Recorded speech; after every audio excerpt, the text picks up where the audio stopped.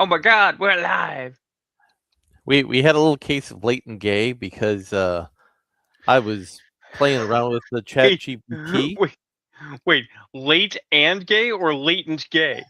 No, late and gay. Okay. Stuff can be two things. It's true.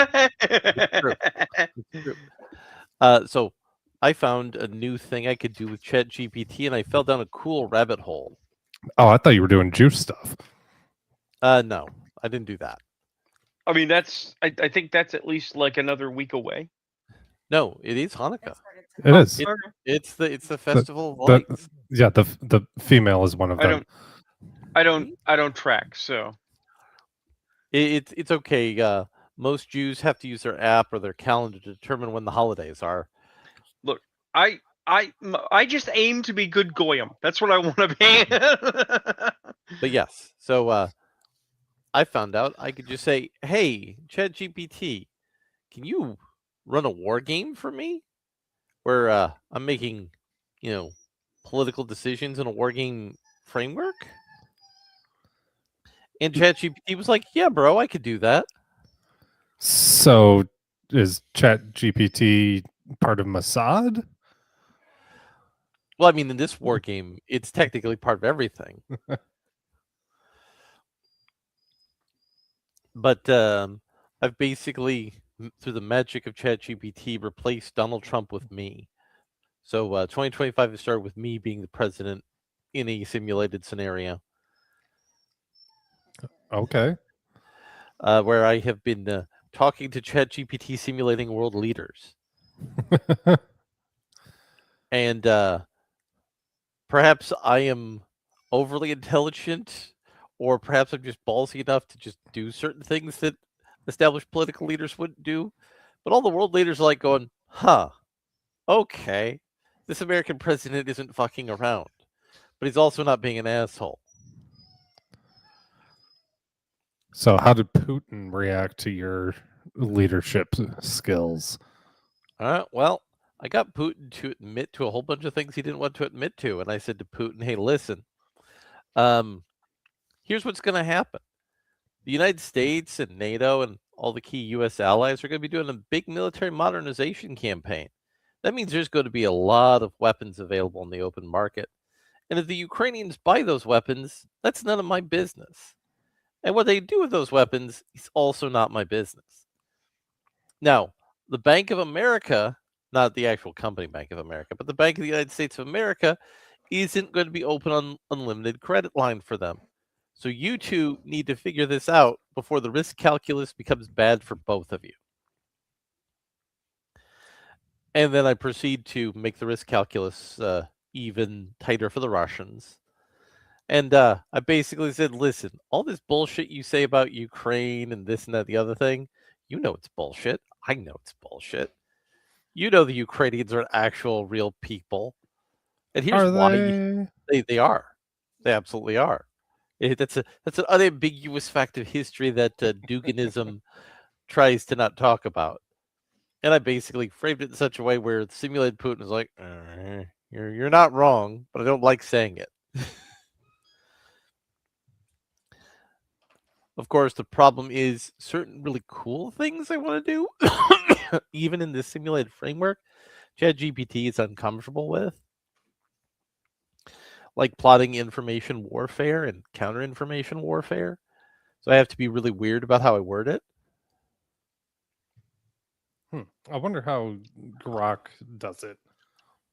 Um, this isn't something I would trust Grok with. I am so fucking. I'm tired, boss. I'm tired. What are you tired? What are you tired of? As you were talking, I was just looking around, seeing if there's anything else to add to the list of subjects today, and a science fiction author named Isaac Young, who is a self-proclaimed Catholic and an executive showrunner for The Last Human audio series, and apparently 24, has a hot take of rancid stupidity, which brings us right back to talking about the season. he believes that the problem with Indiana Jones and the Last Crusade, the beloved film that's almost 30 years old, right? That's way Is more than 30 years old. it's from the 90s, so it's at least I 30, thought if it. not. I thought it came out in '89. It might have. But what was his hot take on Indiana His Jones his and the hot Last take Crusade? is that the problem with the film, his contention with the film, is that Indiana and his father could only internalize a secular moral, so that's why they couldn't take the Grail, and he didn't like the idea that the Grail would affect them as a corrupting and tempting object, as an idol, because if they had been proper Catholics, then nothing would have negatively affected them. They could have taken the Grail out into the world and healed Well, mankind. I mean, he completely misread what Spielberg was laying down. Oh, he misread every fucking thing on every step, because he goes on for several posts, and it is just the numbest fucking shit. You Because see, here's the thing, as a not religious extremist on this subject, Indiana Jones was the good guy and Mhm. had a understanding of, the theology and the history of the Grail to the extent he could locate it and successfully utilize it, because the bad guys were fucking Nazis. well, there's a bigger context there. The knights hid the secret of the Grail, and they also protected Right, the Grail right, because the knights realized that the power of the Grail, that the absolute power that it provided, couldn't have been shared with the world. right. Well, That I mean, that would lead to God's grace becoming a corruptive influence. let's consider that the Grail is a variation on the Cauldron of Life, right? Whoever possessed it would have had supreme ability, and thus the conflict to control it would have been way more destructive, as you say, which is the same lesson we got. Oh, that's right, with the Ark of the Covenant in the first movie. I mean, look, sequels repeating old lessons is a common thing. But really, if you're focusing on that, you're missing out on the important aspects of that story, which is about, fathers, redemption. Right? That's the sort Uh, of thing Jesus would want you to uh, focus on. Allow me to quote, because I want you to understand the depths of this idiocy. I've always hated that this last sequence when the Grail almost becomes a corrupting object of desire. But the problem is that it would only be an idol for Indiana and his father. But at the same time, the movie doesn't understand losing the Grail is a tragedy. Doesn't it? Doesn't it? Because I'm I pretty mean, sure it fucking does. that was kind of a central point of the movie. Here's the thing, the only reason Indiana Jones was trying to get it is because it was a profoundly important archaeological object. The Mhm. the pure love of knowledge, right? He was up to the moment just before still trying to save the evil Nazi bitch who betrayed him. And also betrayed his dad and also had sex with both of them. Right. Right. And that's the thing. What does who is the one that gets Indiana Jones to let go? His dad. Because the two of them surviving as father and son is more important than the object. They objectively recognize that the Mhm. Grail itself is just a symbol and not necessary. Mhm. Mhm. But that's more of a Protestant Well, solution. well, it also depends on what lore of the Grail you're going off of, Oh, sure. because But I want to because focus. it seems like Spielberg was going more off of like Rosicrucianism Yes, he was. Grail lore than like Yeah. Yeah, but proper but no like matter biblical theology. But no matter how we dig into it, the fact of the matter is it's another Christ bro, ultra Catholic, running his mouth about shit he clearly doesn't fucking understand. Well, yeah, Well, because Catholics don't understand anything. Well, no, let's- I'm saying that at least on the internet, both hyper Christianity and dear God, the number of fucking Muslim bots in my feed is just out of goddamn control. Well, I'd like to pivot to something that could be more wholesome and unifying. In this trying What? time of Me and Marin the agree on season. something. What's more unifying than that? We never agree. Well, I'll show you. The beautiful power of a flamethrower. I mean, look at that look on her face as she You- lights the flamethrower. The look You of know- pure Okay, happiness. Larry, do me know- a favor. Do me a favor. Send me that image. You know, it's very difficult to enforce the Geneva Convention when you're on fire. I'm serious. Send me that image like right now. I will do something fun with this. So this is part of the Man, evolving wrong hole. hilarious the That's- the evolving hilariousness that is Avatar 3. So what do you guys Wait. That's not like a Photoshop. That's an actual. No, that's an actual screenshot. Wait, the weird hippie connected to the planet aliens have flamethrowers? Well, no. You probably didn't remember what happened in Avatar 2 when I told you about it because you certainly didn't watch it. Correct. So what happened is the cool general who died in the first movie, he got put in a Na'vi body. And now he's found a tribe of Na'vi who are mad at the planet because the planet rejected them, sort of, kind of. And he's like saying, hey, I can give you grenade launchers, kinetic kill vehicles, globalized command and control systems. And he's given her that wonderful experience of holding a flamethrower. And by the way, those are the people James Cameron wants us to think are the villains of the movie. Flamethrowers are cool as shit. Exactly. Now, I want to be clear. That this is a different word. I could have used flamethrower, but I was making a making a reference.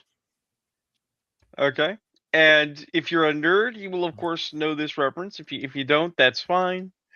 Stand by. There we go. There you go, guys. Newt.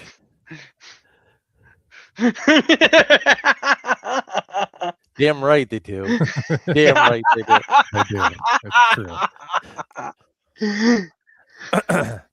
But there's some other little tidbits of lore that have come out. There's an air nomad tribe of Na'vi, which I mean, James is now just admitting that he's ripping off Avatar: The Last Airbender, but they're a merchant tribe, and they refer to this Ash tribe by their word for raider.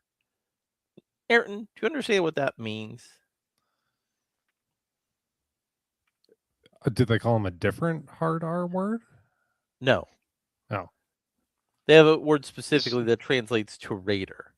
I mean, for one, this infers tribal warfare on the super peaceful planet of super peaceful cat people that plug into the planet. Mm-hmm. And so if there are raiders among people that plug into the planet, that creates all sorts of weird questions. Are there multiple different AI gods that exist within the planet's architecture? At what point do you stop saying those assholes over there and come up with a word to systematize those kind of assholes? How many times did that have to happen? Now, well, also because like they can plug into the planet and like the planet tells them things. So like, does the planet help the raiders and tell them like, hey, these guys are over here, go steal their shit? Like, can they do that? Is it, Well, let's consider this fun one because I think this one's good. So when did humanity get bad at colonialism? So, Well. so here's the thing. James Cameron wants to have his big chest-thumping colonialism bad story. Fine.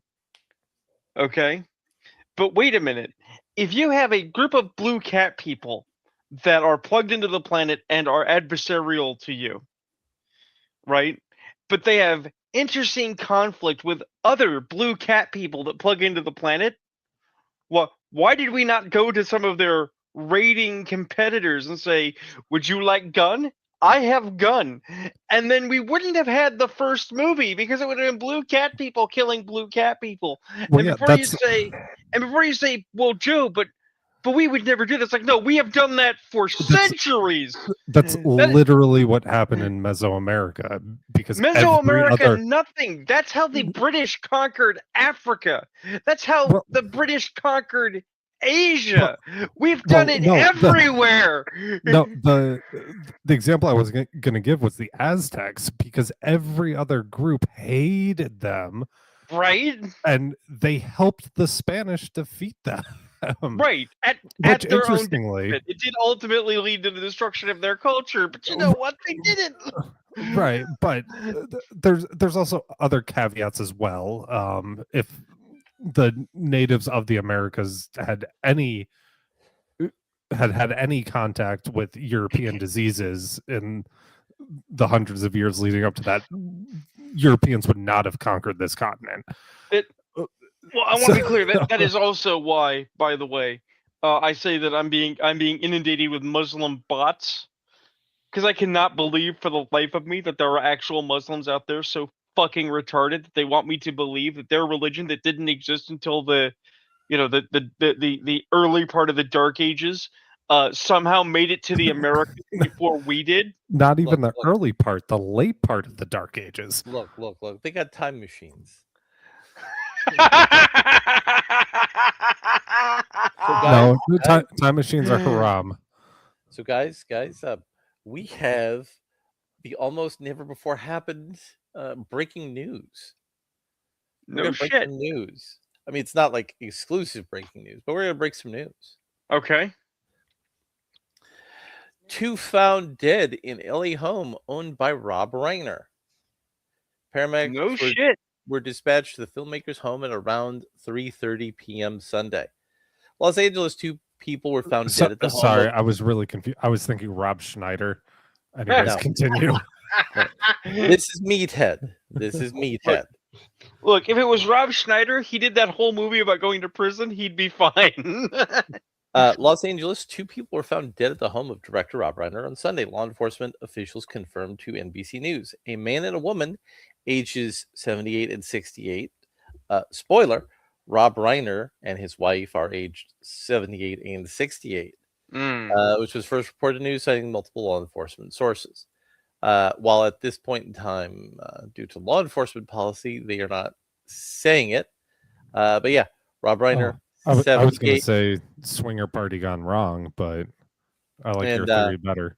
And Michelle Singer Ryan, 68. So Meathead may be dead. Well, I don't want to be ghoulish, but I have to seriously ask though. Wasn't Rob Reiner one of the famous people who was famously stating that they were going to, in some fashion, leave this country or GTFO due to the current political climate? He said that a couple times, but then he said, "No, that's stupid." Okay, so I mean, in a way, he might have just done it. Well, that's what I'm proposing. Is it possible that he found a different exit strategy? I mean, he has been a morbidly obese man for most of his 78 years of life. Sure. That does lead to health problems that shorten your lifespan. Well, because we don't know things, also entirely possible. If his wife passed, which would be a tragedy, and anyone passing is a tragedy, or vice versa, the other might have decided that they just didn't want to be here otherwise. That is also possible. There's so many things we don't know. But yeah, Meathead may be dead. So, did I discuss the war between the land and the sea last week? No, but you did mention it to me in private because you were watching it and you were, as I recall, going, "Oh my god, I'm watching this." So, Ayrton, they made a Doctor Who spinoff. What? They made a Doctor Who spinoff, and this was something that they were seriously trying to convince Disney would be the lead into a Doctor Who cinematic universe. So let me paint the picture for you. It's somewhere in the Mediterranean, realistically Spain because the music is Spanish. It's a fishing boat. Fishermen got a bunch of fish. Then all of a sudden the fish monster man is in the fish and they shoot him. Because, I mean, that's what you do, right? Monster man in your fish, you shoot him. This leads to Unit being activated.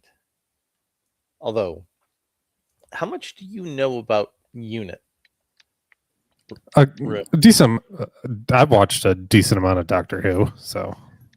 So you understand what Unit is. So yeah, they activate a guy who does logistics for Unit because he was in an HR memo as the backup for a guy who actually knows how to do things. And he has to get his supposed to be biracial but very black child to their mother's house so he can go on his secret government mission and protect his cover identity. Okay. So he gets onto a plane and everybody is given iPads to try to access information about the mission, but he can't because he doesn't have clearance. And his password doesn't compute. At no point at this part of the show does he tell his superior officer, hey, I shouldn't be here. He does tell the guy next to him in the seat, hey, can you log in for me? My password doesn't work. And he's like, what the fuck, bro? You don't have clearance to be here. What are you doing? And then they fly to the site of the incursion. They then walk to the base of operations for the incursion. This is your first 20-ish minutes of the show. So sitting on an airplane and walking is 20 minutes of the show. Yes. Awesome. I know, right? And he sees the fishman hung up, and then the leading person, the general in charge, starts exposition dumping. As you do. As you do. And he explains that we don't call them sea devils anymore because we're better than that. And then they debate on what to call them. They talk about calling them Homo Aqua. Somebody, yes. Okay, maybe I'll like this show. That means fish. That means water human, not that they gay. Ayrton, I'm sorry to inform you. I've heard it both ways. Also, they're a subspecies of dinosaurs, so that's even wronger. Well, there were the Solarians. Yes, there are subspecies of Solarians that are based off of water dinosaurs. Okay. And the main character does the sign of the cross to a hung up fish monster man who is hung in the form of Jesus. I totally thought you were about to go. You were about to go or Neonomicon on me when you said hung and fish. No. I still have PTSD from that. Yeah, but he then tells the general, "Hey, bro, I wasn't supposed to be here. I'm the guy who gets coffee for people and make sure the rental cars are there." And he's like, "No. You see, under unit protocol and charter, there's totally a civilian witness who has to be here, and you, because you're not qualified to be here, are actually the best civilian witness possible." Because the government is so in the habit of having civilian witnesses to weird paranormal shit that's supposed to be classified. Apparently, unit does now.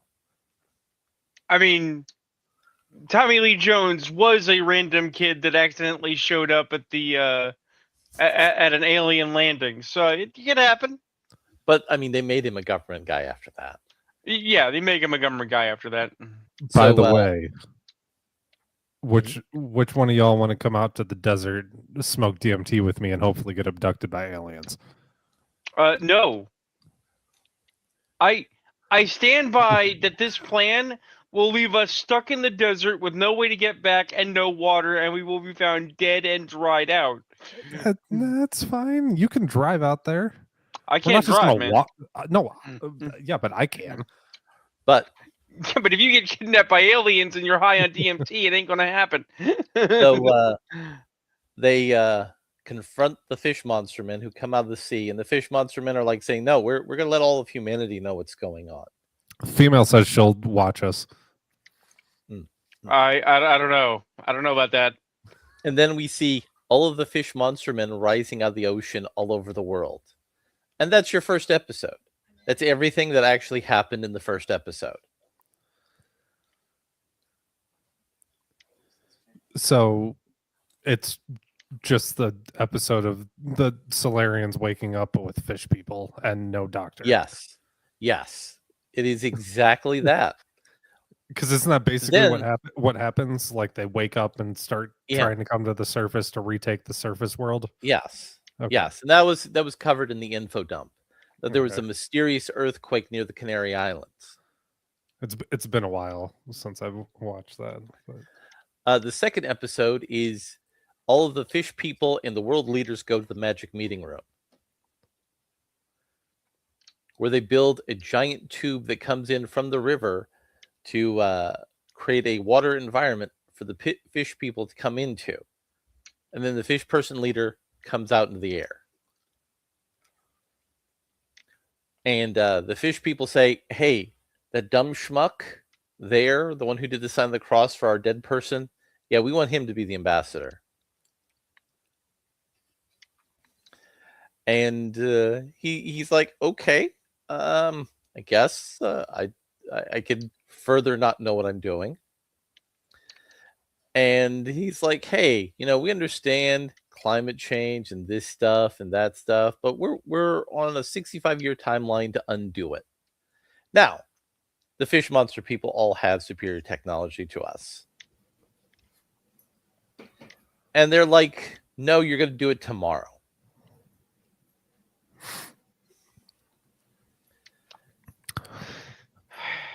One of the things I do not understand about all this is why the artificial immediacy.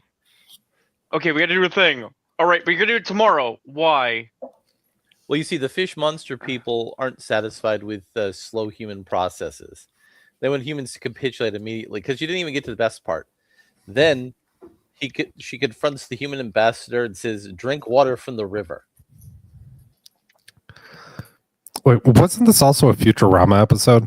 It was. Wait, did we drink the king? Yes. But he doesn't drink the water because, I mean, it's filthy city river water. Like, would you drink the water in the rivers in Detroit? I wouldn't smell the water in the Detroit River. What do you... I mean, Exactly. it's mildly better than the Cincinnati River because at least it doesn't randomly catch fire. But yes, so he doesn't do that. And then she says, "Well, number one, we're going to throw all the garbage from the oceans back onto the land." But they don't do it like, "Here's your garbage goes to your country because that's where it happened." And further complicating, okay, that would be hilarious. Right? Have Further like some weird underwater mermaid people, and they just get sick of pollution, so they just redump like all of the trash like back into China and India and Myanmar. well, right. No. The thing is, China and India and Myanmar dump their trash further away. So it's like all of China and India's trash is getting randomly dumped in Peru. And that's not cool. And then she says, "Hey, listen, here's where we want to meet because we're tired of meeting on the surface with all its bright lights and nonsense. We want to meet you underwater at the second deepest ocean trench and the deepest ocean trench in the Atlantic Ocean." "Well, we don't have technology to get there." "Well, sucks to suck. If you want to have a peace treaty, you better go there." So according to my notes, they want to meet in the deepest, darkest part of the ocean, blacker than the blackest black times infinity because it's metal? Yes. Okay. And the fish monster people also say they want sovereignty over all the water in the world, which is fair. which you would say that's not fair. They also say that you can't use the air over water, and you can't use boats.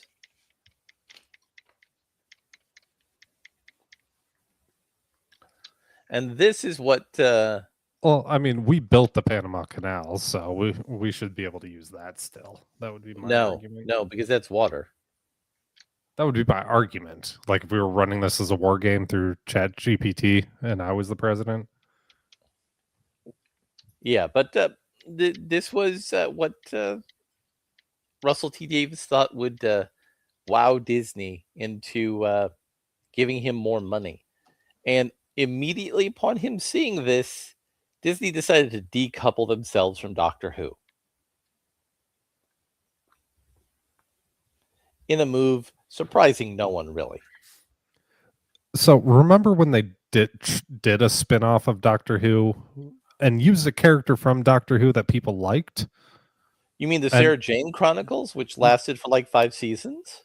Well, there's that, and there's also Torchwood, which also lasted for a couple of seasons. I think it was like 3 or 4.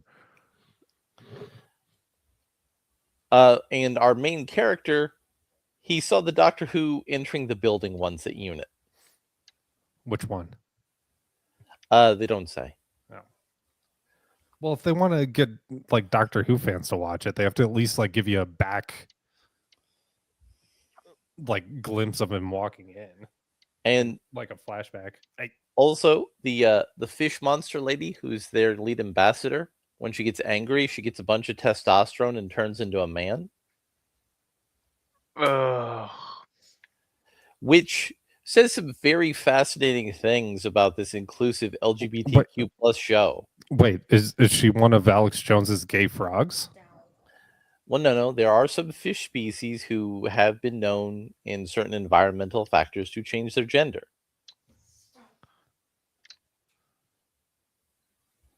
And yeah, this is a thing that just happened. But you see, she opens up by talking about her babies and how her babies are dead because of human pollution. And then she's like, no, fuck you, I'm going to murder you all, and turns into a guy. I think that's a really good sense of representation for feminism, don't you, Rune? No. I mean, that was sarcasm. I know, but I'm just so tired of this shit. I mean, it actually kind of is, and not a sarcastic way. No, because the assumption here is that an aggressive woman is a man. Therefore, women are innately peaceful and forward-thinking. Rune, it's much worse than that.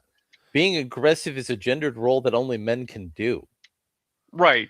That's the message it's sending. Right. Yet again, the supposition is that if the world was run by women, everything would be peaceful and nice. And then anyone who's actually seen a woman knows that women are catty and unpleasant to each other. No, who was that?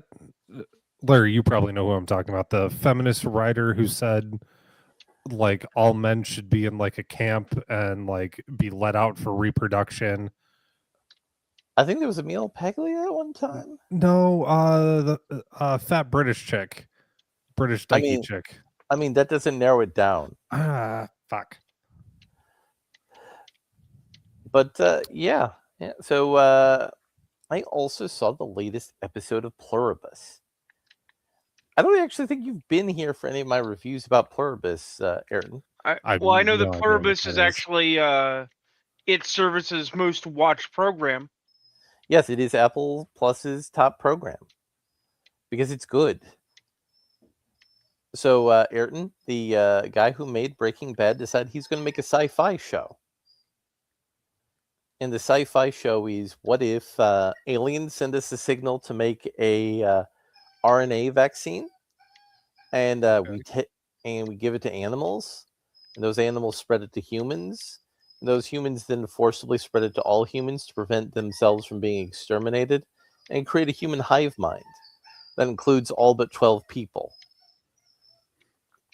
And the show is all about the consequences of the Earth being taken over by a human hive mind.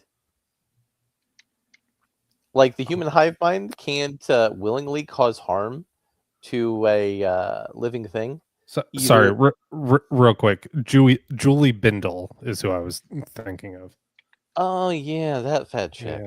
Yeah. Anyways, But yeah, so the hive mind can't willingly or knowingly or even accidentally killing a living thing.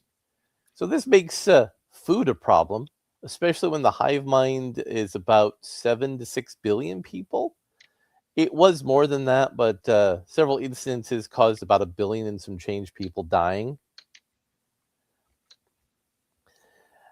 And our main character tortured one of them to reveal that yes, there is a way to change back, but she wasn't able to successfully torture them. And thus all of the other people in the hive mind told her, we just need our space. And they separate from her. And this episode was all about 2 of the non-affected humans. One is our main character, who is alone in the city of Santa Fe, New Mexico. And she does a lot of I'm alone and kind of depressed things, like playing golf and hitting golf balls into major corporate office buildings, drinking a lot of alcohol. There's nothing else to do in Santa Fe, so Yeah. Drinking lots of alcohol, making demands from the aliens that are like her super advanced Postmates, like how she wanted the red Gatorade, which she thinks is called fruit punch, but she wants it ice cold, not cold, not cool, but ice cold. Seabrun, look at the fun things we could do with aliens out in the desert. Exactly. And I suppose. and the parallel story is the doomsday prepper from Ecuador, who's like, there's another human person who wants to stop this. I'm going to stop being an autistic doomsday prepper and go from Ecuador to Santa Fe, New Mexico. And it also features relatively realistically how insanely dangerous that is. And he kept repeating the message that she sent him, that there is a way to save the world and that we're going to save the world. Around this time, one of the aliens finally tells Carol that, hey, we're sorry we left you alone. We just had to work some things out. In one of the preceding shows, John Cena did an infomercial for the alien hive mind to explain human-derived... No, I'm not kidding. Like John Cena, like the person, or he was playing a character. John Cena playing John Cena, Okay. infected by an alien hive mind. Okay. Doing an infomercial explaining what HDP is. Human-derived protein. Because since the aliens can't harvest fruit or animals, they have to subsist off of reconstituted dead people protein.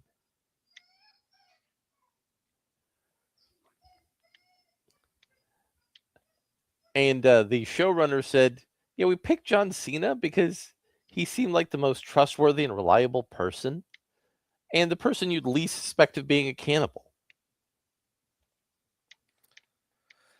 Well, I certainly don't expect him of being an actor. He has acted fine in several things. I don't know. He said his guilty pleasure movie is Behind the Green Door. I've watched Behind the Green Door. He might be a cannibal. So here's the thing: John Cena can act. He no longer is required to act. He very much like The Rock has reached that stage of I'm just going to show up, say my lines, and get paid. So that's what I have for you in that avenue. I'm waiting for the new Avatar movie to come out so I can talk about the hot alien chick with the flamethrower. Oh, there's the new Batman comic, and I'm now decided, yes, I'm out about it. So they have introduced a new or possibly a reformatted Batman villain called the Minotaur, who's formed a crime syndicate called the Taurus. Jesus Christ. Now, do you want to know what the Taurus's big hot criminal idea is? It's a crime syndicate run by a LLM. It's an AI run mafia. And the Minotaur gets everybody's compliance with it by murdering key family members. So, yeah, I'm out of this Batman comic. They had a good first issue. Second issue was Third issue was and now I'm out. DC Comics, you got me to make it through 4 Batman issues.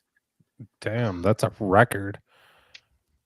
I mean, I've stayed longer with good comics. I've even stayed longer with mediocre. The fact of the matter is that DC hasn't had a good idea for 2 decades, I want to say. But they do have ideas that people buy a lot, like Absolute Batman. Well, no, that's the stuff. That's the this might be your segue. That is actually a conspiracy theory that's making the rounds. And in fact, they're not making comics for people; they're making comics for collectors, who are still compulsively buying because they're idiots. Oh, that's not a conspiracy theory. That's an actual. I didn't think so. Are you not familiar with how that works? I mean, I hadn't been following it. So, big comic book stores do a whole scam with variant covers. And so they have the collectors buy a certain number of variant covers so they can get access to super exclusive variant color covers. So that way we get like a 1 in 150 Batman cover. And that is worth a lot of money. I hate variants so much. Yeah. And on relation to the variant cover, I mean, yeah, I am, but what does that have to do with variant covers? Yeah, sorry, the female called me racist after I said that. Yeah. On a related note to that, they're gonna have multiple trailers for Avengers Doomsday in the Avatar movie to try to encourage people to watch the Avatar movie 4 or 5 times. No. Well, I mean, that's what they're doing. Oh, they're gonna do it, but I'm not watching it. You can't make me. I mean, I'm not watching those trailers either. So what do you guys feel about, I don't know if you saw this, they're saying basically Doomsday is a direct sequel to Infinity War? Yeah, the reason they're saying that or Endgame, sorry, like they're just trying to erase the last 4 years. No, what they're saying is you don't have to watch anything for the last 4 years to be involved in this movie. Right. They want to. They're basically trying to get you to come back because they know they lost a lot of their market share in the succession of movies they did and TV shows they did that were absolute trash. But that's not the conspiracy theory that I heard. The one that I kept hearing was that Doomsday was a direct follow-up to Iron Man 1, in that it was about an alternate reality Tony Stark, thus trying to justify why it's Doom as RDJ and not Doom as a Doom, whose primary conflict should be with Reed Richards and not with who'd they say it was, Captain America? Yeah, it's all done. They're desperately trying to make it Civil War II Electric Boogaloo now with evil Tony Stark, and it's like, no. Now, I don't know if you guys remember when Endgame came out, and we reviewed it, and I said what they need to do is stop and not make movies for 5 years and then come out with something. Yeah. I just want to point that out. That was something I said. So Well, here's the thing. They could have continued, Marvel, okay, hire me. but the issue was they needed to have a more cohesive, clear story, and they kept dropping that ball hard. Okay, they had the right film. But every step of the way, when they said let's do something right, they said no, let's just do it the worst way. Well, Because hold up. I think we need to redefine our standard for the worst way. okay, Yeah, I'm going to play that now. Home.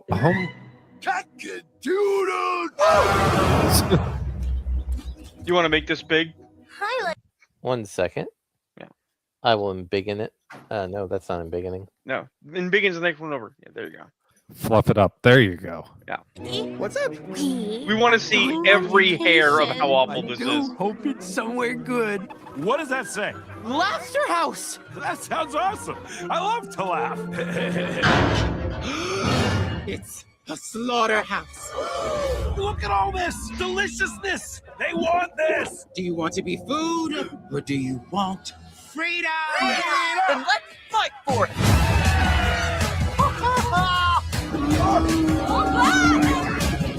We're free. Whatever goes upon 2 legs is an enemy. 4 legs, good. 2 legs, bad. No animal shall wear clothes. Huh?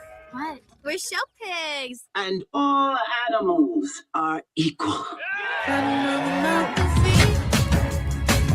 Animals running a farm? I had to see it for myself. Thank you.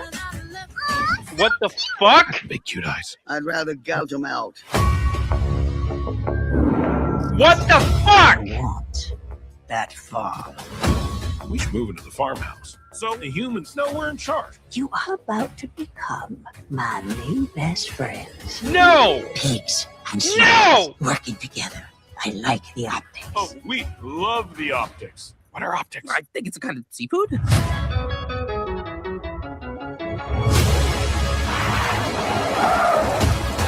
You're wearing clothes! Would you look at that? I am. Everything's different, but we're still friends. All animals are equal, but some are more equal than others. Oh, he said the line. I hate this song so much. This is our home.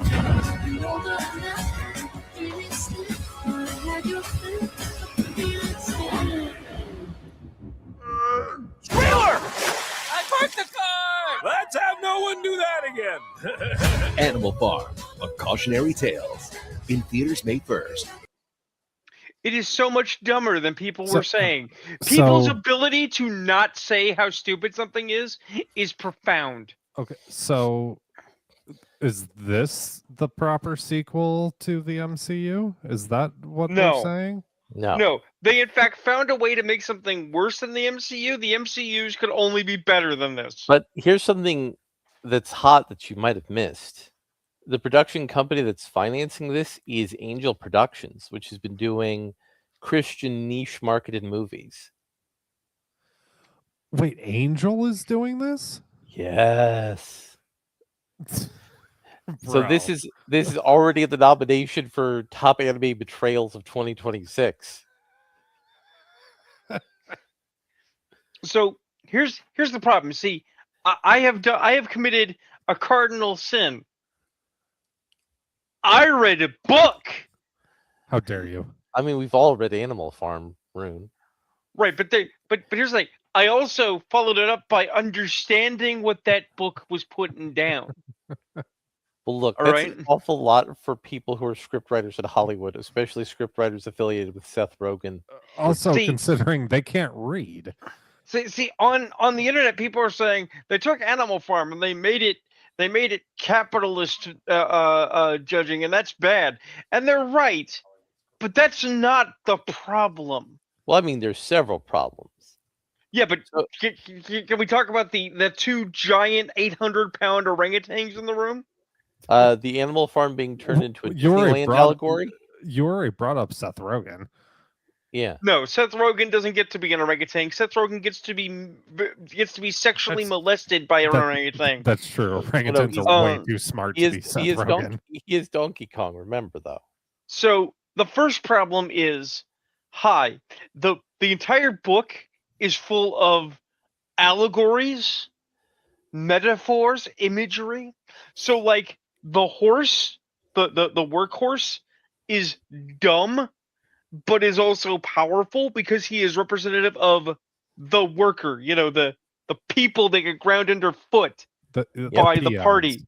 So first and foremost, we're fucking up with all of the imagery. All the imagery is wrong because we decided to make it fucking Joss Whedon humor for kids.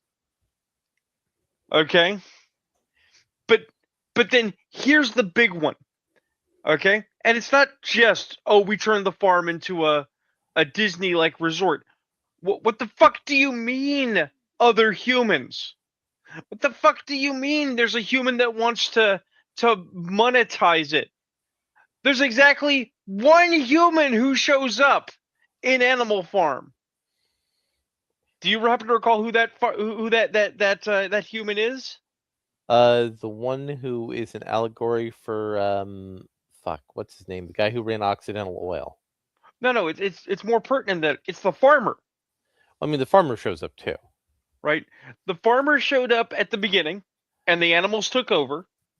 And then the farmer comes back at the end and blows the head off of the lead pig. Because oddly enough, a man with a gun will end the fucking revolution. Alright?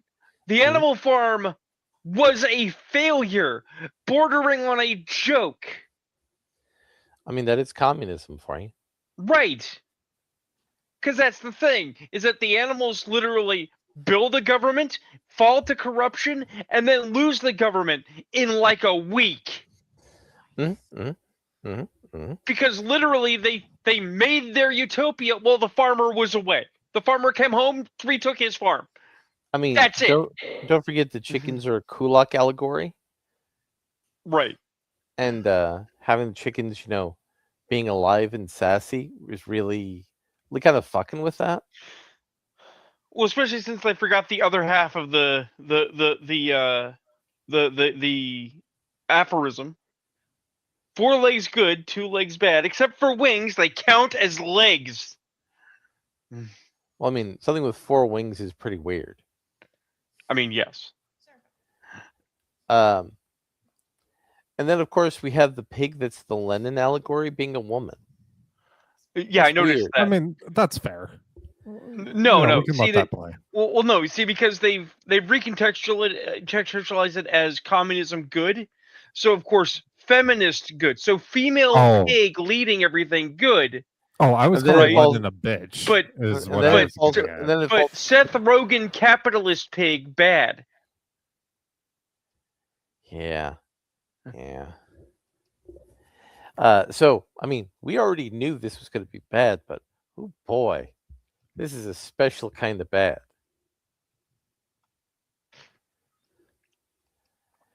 It is at that.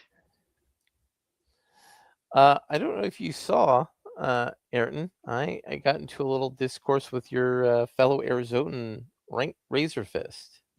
Oh, did you? Yeah. No, I missed that. How did that go? Second, I will show you. Doot. Hopefully, the screen share won't be gay as AIDS. I mean, it will be. All right, come on. There we go. Now I got what I needed.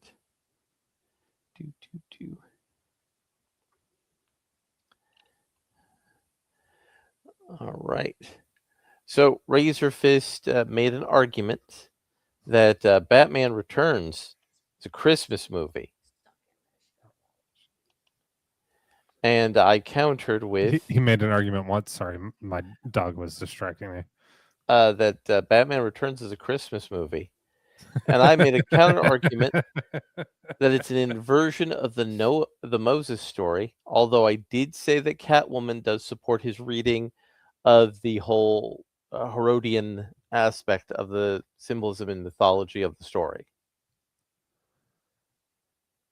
I mean, wasn't he just saying that because there's a Christmas tree scene in it? He was also talking about how the penguin tried to steal all the kids, and how that's connected to like Herod trying to murder the children. Although it's a much stronger allegory in Moses, especially considering its use of I mean, you would say elemental that. symbolism. Well, no, I mean because of its involvement with elemental symbolism. That was a joke.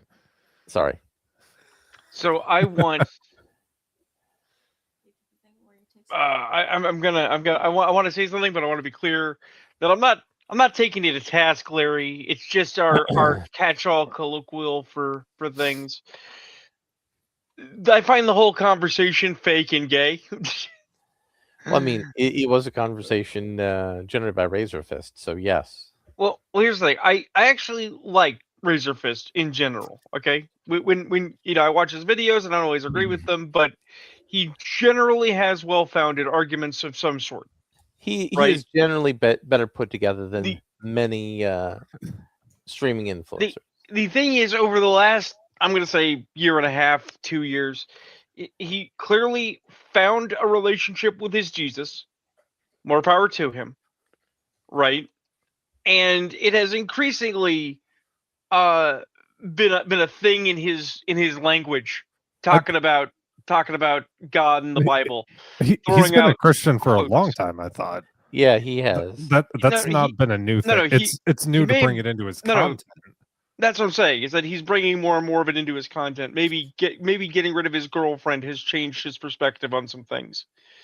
I mean, his girlfriend was a trash person, from what I've heard. Oh, absolutely.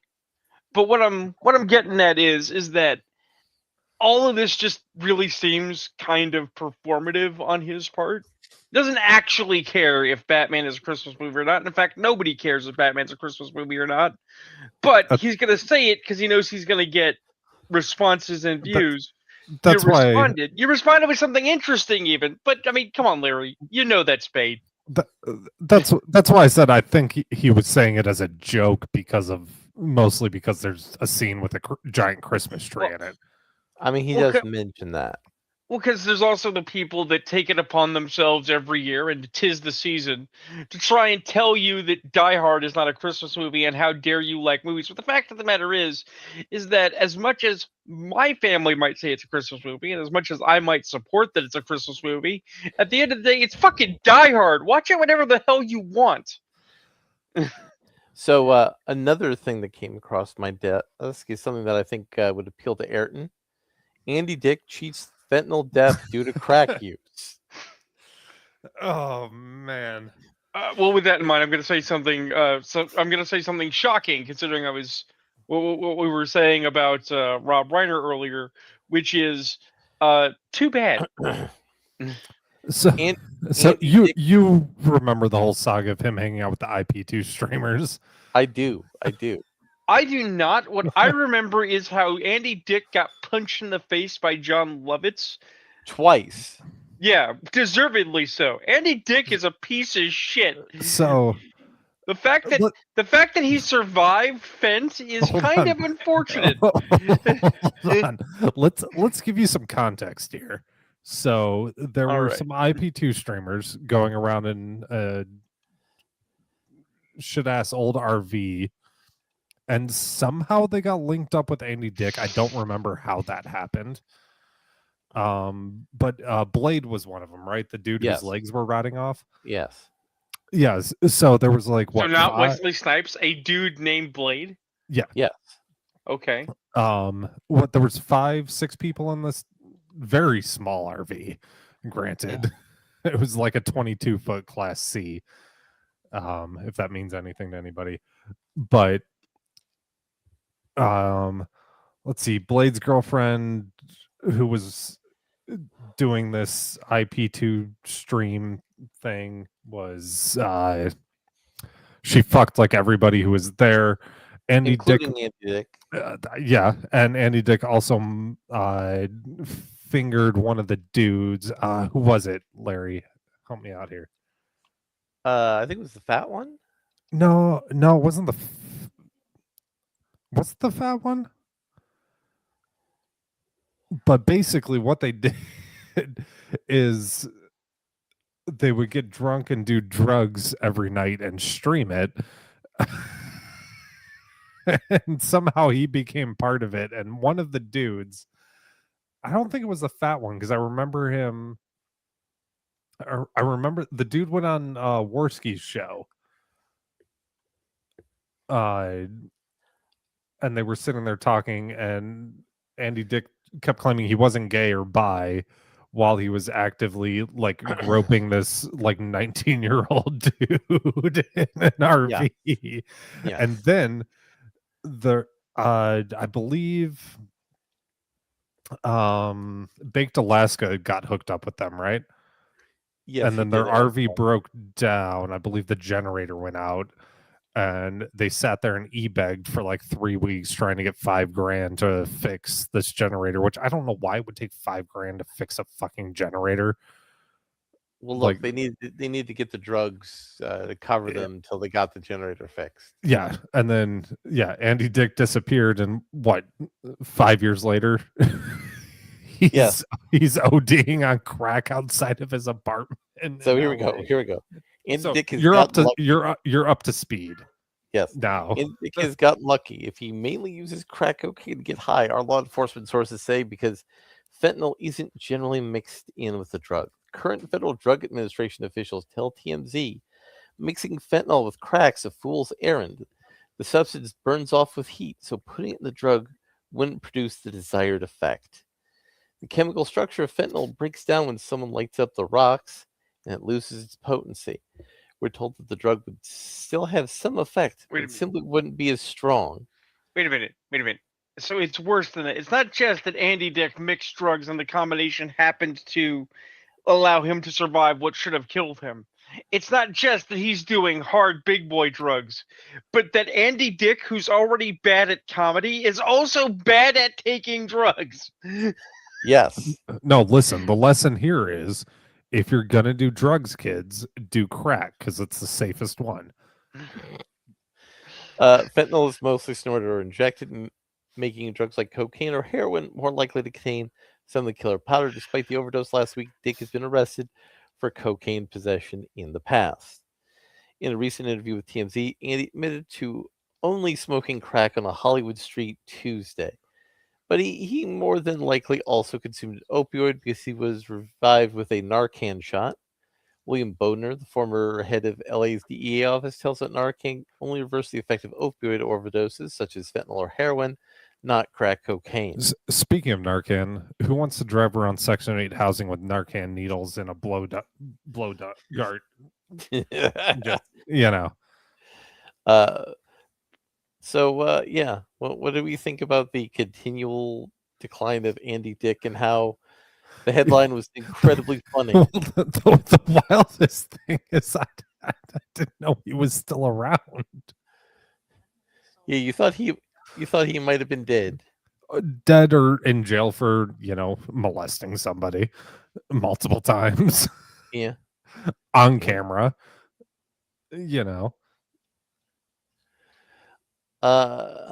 So let's talk about what happened with Disney and OpenAI. Did you hear about what happened with Disney and OpenAI? No. I heard some things, but I don't know the particulars. So Disney signed a $1 billion deal with OpenAI, where they gave OpenAI $1 billion and enabled OpenAI to license Disney assets for 3 years, and enabling Sora to platform AI slop of Disney characters onto the Disney Plus streaming service.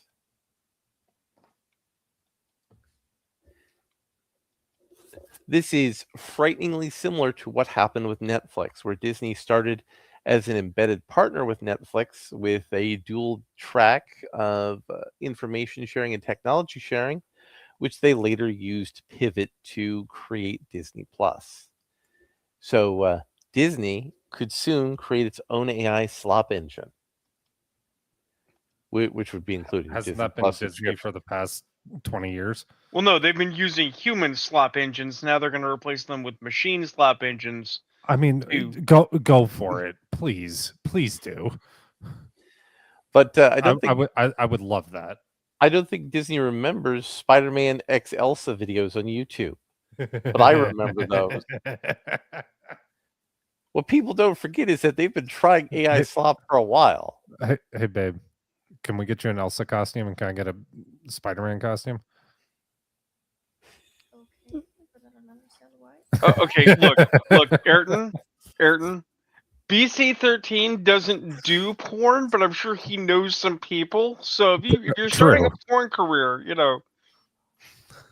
I mean, okay, so she's very confused. So there were videos going around on YouTube that were tagged in the SEO and algorithm that targeted children, where there were people dressed up as Spider-Man and Elsa. They weren't people; they were animations. No, there was definitely a couple that had people dressed up, but them basically having sex. And Spider-Man impregnating Elsa on several. Oh yes, that too. This is a children's show? Well, this was used by dirty pedophiles to corrupt children. They tagged the videos in such a way that the SEO would put it to children in like the coming up, like the next up algorithm on YouTube. There's a solution for that. There's a solution to that, and it's very hard to enforce the Geneva Convention when you're on fire. Exactly. And shortly after YouTube made its deal with OpenAI, they immediately filed suit against Google for having their digital assets being used in Google's slop engine.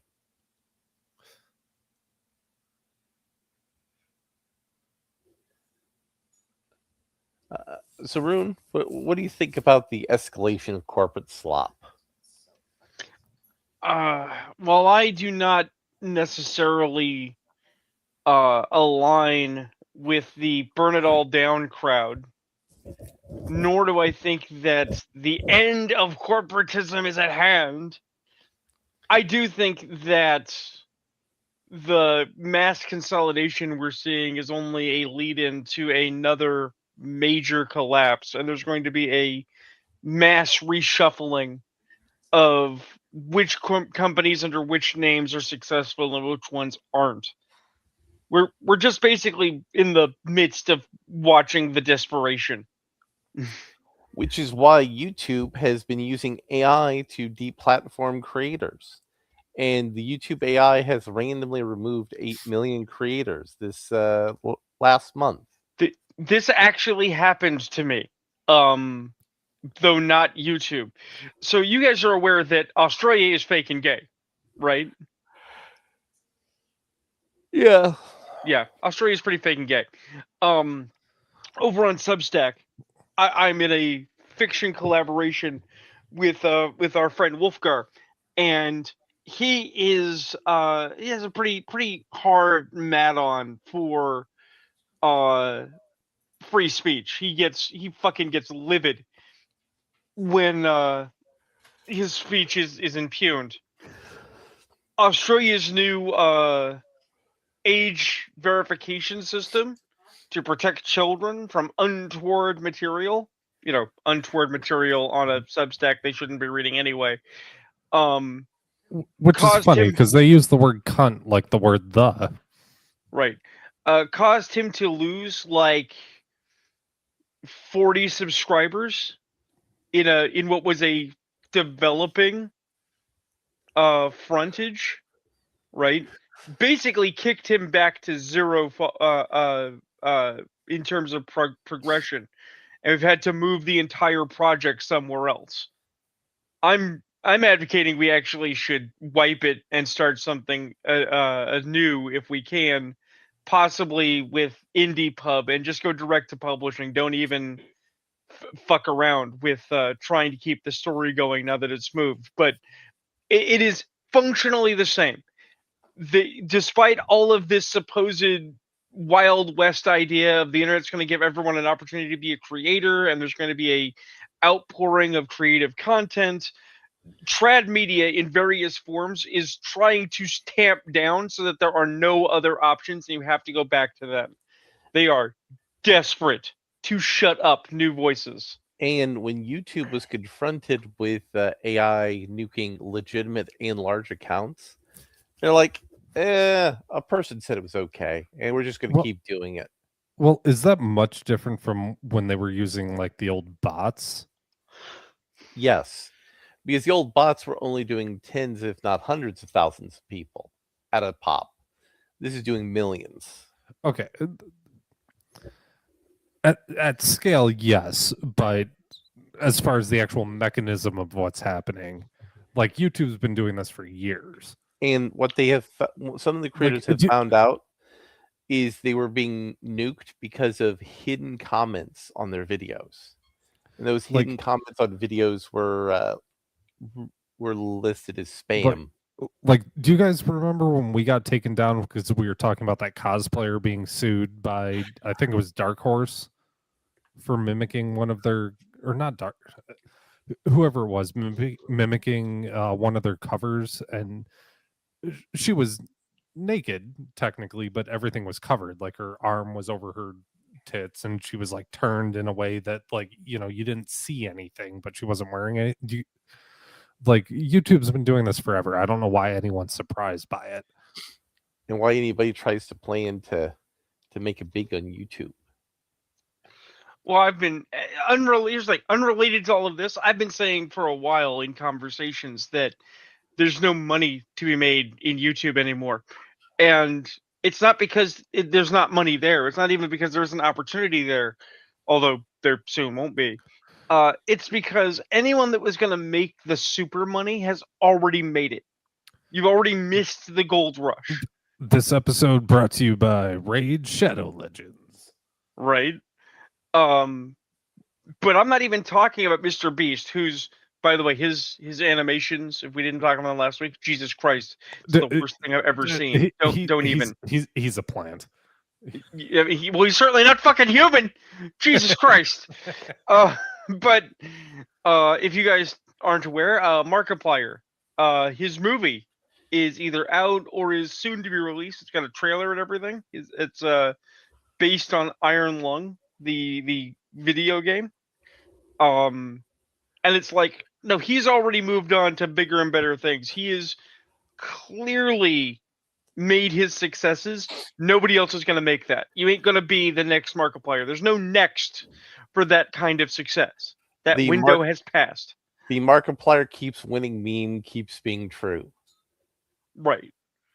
But like, the game Dispatch, if anybody saw that, there's a character named Punch Up, voiced by Jacksepticeye. Jacksepticeye is a really capable YouTuber. He had some personal drama that got him off of the screen for a while. He's very successful. You're not going to be the next Jacksepticeye either. It's not happening. First of all, you shouldn't be trying to be the next of somebody else's model anyway. But more succinctly, if you don't have something interesting, those opportunities are played out. Because anyone that's looking for those sorts of things already has found it with those people that already succeeded. Right? Like, here we are. This video will end up on the tube, obviously. Right? It's on the tube now. And we're here doing our thing. And we often joke, we make reference to the Red Letter Media guys. We also do some deep analysis, right? But we're not going around saying we're going to be the next Red Letter Media, because guess what? Red Letter Media exists. You can't be the next of them. Can't do that. It's not going to happen. It would be unrealistic to try. And I only bring that up because if people want a reason to be upset, and it's a solid reason to be upset, the real problem with all this isn't that, like, it's YouTube not providing opportunities or YouTube sticking it to creators, which they absolutely are. here's a shocking twist for people. All of this is fucking anti-capitalist. It is non-competitive. Instead of being a free marketplace of ideas and YouTube just collecting residuals and laughing as more and more creators rush onto their platform, right? It is part of the continuous effort to kick people off of their platform to instead get the same money or equivalent money from less people. We'd rather get it from corporations than just from a bunch of randos. As if it's not the same money. It's nonsense. It is nonsense. I agree. And this is, of course, before some fucking rando drops in who's not in our chat, because I've been watching the chat and no one's talking today. This is before some rando drops in and says, well, why don't you go make your own YouTube? For the same reason I just outlined, asshole. You can't make a YouTube right now. If you tried to make a competing YouTube, it would fail because YouTube fucking exists. Well, no, you couldn't do that because the government wouldn't let you make a YouTube. I mean, there's that as well. But what I'm saying is that if you are competing with YouTube to try and present a competitive front where a different clientele can be attended, you're competing against YouTube, you're competing against Twitch, who already have gathered up at least 75% of the market share, and then you're squabbling with the other attempts. Like we mentioned our buddy Razorfist earlier. I say our buddy when he doesn't hang out with us, which I think is his loss. He doesn't put up videos in his essay series for DS9 on YouTube because they kept getting taken down. So he took them to a distaff for pay YouTube that I forget the name of, right? And I paid for it for a week. I tried it once, not just to try the system, but to watch a single episode of that series that I had been waiting for. And then I got rid of it because I was never going to watch it again. I'm not going to pay for YouTube when there's a free YouTube. I'm only paying for YouTube because I'm tired of shifting ad blocker strategies. I know, right? They keep trying to tell me it's like you shouldn't use ad blocker on YouTube. I'm like, yeah, you know what? YouTube shouldn't give me ads, especially when those ads are often full of malware. Right. Well, then you have the other fun one, which is Hulu. People are like, Joe, what about Hulu? It's like, no, I don't like the fact that I can either watch Hulu with ads or I can pay for Hulu with ads. Well, if I'm paying for Hulu, I want no fucking ads. We also have a new movie coming out, Steps, where we're going to feature what if Cinderella's stepsisters were actually not evil. I mean, I actually made an interesting comment about that. Let me see if I can find it while you talk to the people.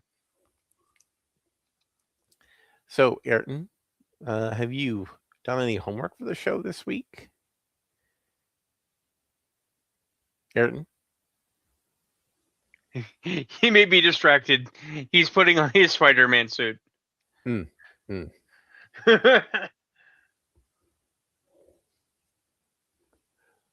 That was that negated my ability to do an interesting side conversation point with people. Sadness.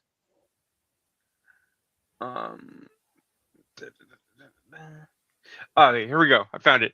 All right. So somebody posted about Steps. Elisa Hazel, she's an author. She said that Cinderella is a core concept is timeless lesson of two simple concepts. Temperance, patience, kindness are rewarded in the long run, and women who are insecure and pretty are some of the cruelest people to other women. Gutted of these two themes, it's useless, right? My response was, let's be devil's advocate for a moment and theorize. If the thesis was that abusers are part of inherited systems of abuse, and that the villainess here is the stepmother whose cruelty was imparted to the stepsisters, that would be something. But we won't get that. right? And somebody said that would be interesting. And I said, as has been said somewhere elsewhere, the problem is not the remakes themselves, or indeed film and television with a specific messaging to favor a specific group or individual. It's the rancid awfulness of the material coming out. And somebody else said this. That was addressed in Cinderella 2 when one sister found love and the older one chose to remain being exactly like their mother. So, ironically, I've just found out in this process that they already made this movie once and possibly better as a 90s era direct to video piece of shit. Yep. Listen, direct-to-video pieces of shit are my jam. It's true. Ayrton has defended the direct-to-video movies many a time. I'm actually not faulting direct-to-video pieces of shit. I remember Return of Jafar. I'm just saying, dude. That Return of Jafar was the shit. Return of Jafar was okay. I'm just Personally, saying that I prefer Jafar might need glasses. I've been seeing that one. But what I'm saying is that what we can infer about the new one, especially from the limited information we have, is it's going to be smarmy, it's going to be snarky, and it's going to try and reorganize the information, as we know it will, into where the stepsisters are either victims or actually misunderstood heroines, right? Because everyone's the hero of their own story. But this fails on a more fundamental levels than just misunderstanding Cinderella, right? Because a consistent talking point that I have had is people don't seem to understand how forgiveness works, right? Forgiveness is not absolution. Your misdeeds are not absolved of existence just because someone forgave you, right? So if the stepsisters are victims, but their response to victimization was to be pieces of shit, you're still responsible for choosing to be a piece of shit. Nobody made you a piece of shit, right? If they aren't pieces of shit, if they were just misunderstood but were always good guys, then it's not a Cinderella story or a Cinderella derivative at all. Why even make it Cinderella connected? Just make a story about different characters with a different story.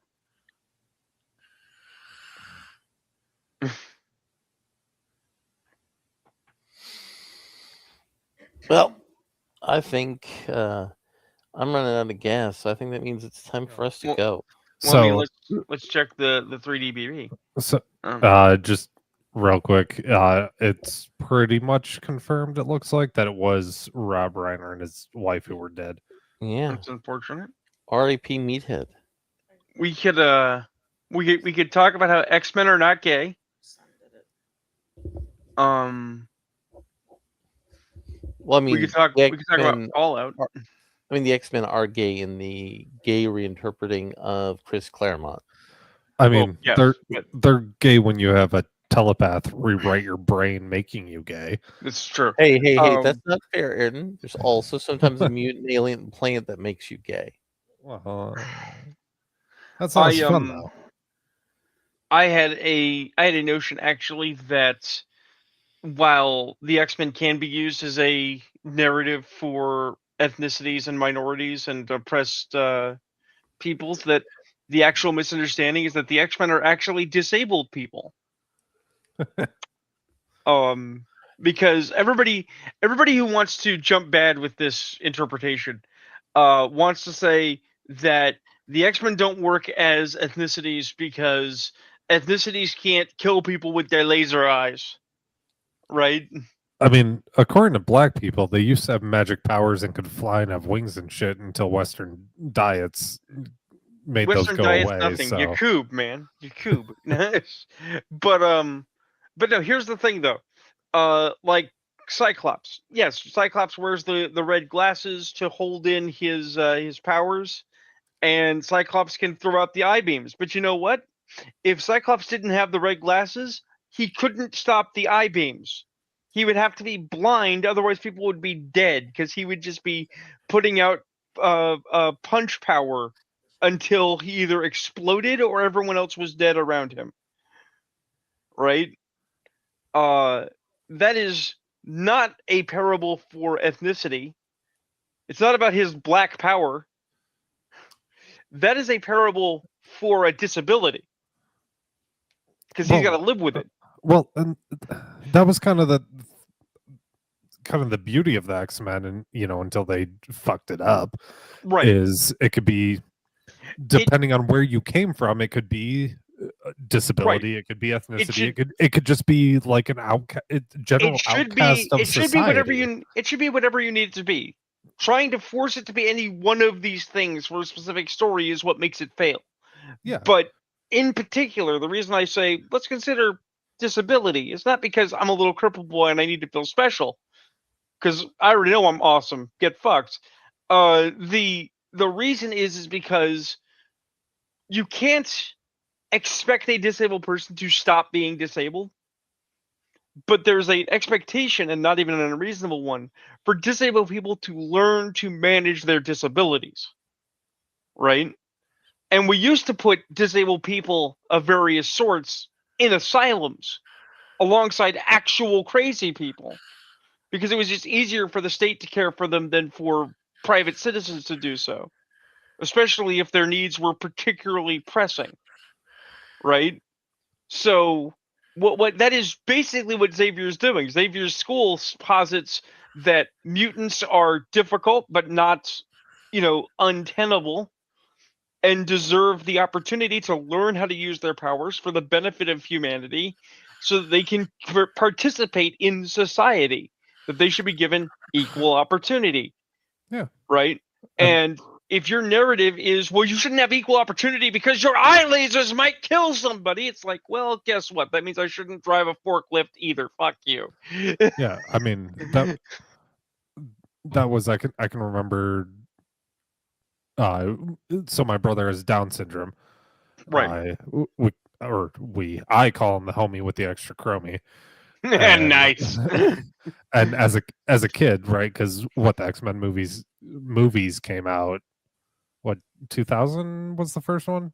Something like that. So I was a kid, and that was kind of the analogy that my parents kind of used to with the rest of us, like it's a genetic abnormality. And yeah, no, you're 100% right. Speaking of absolutely right, both X-Men came out in 2000 and Indiana Jones came out in 89. Hell you yeah, are solid. Suck Got both of your dates right off the top of your head. Suck it. When's our anniversary?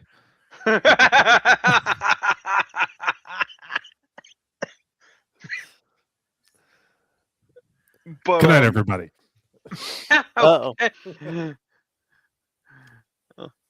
Apparently, Erden's gone.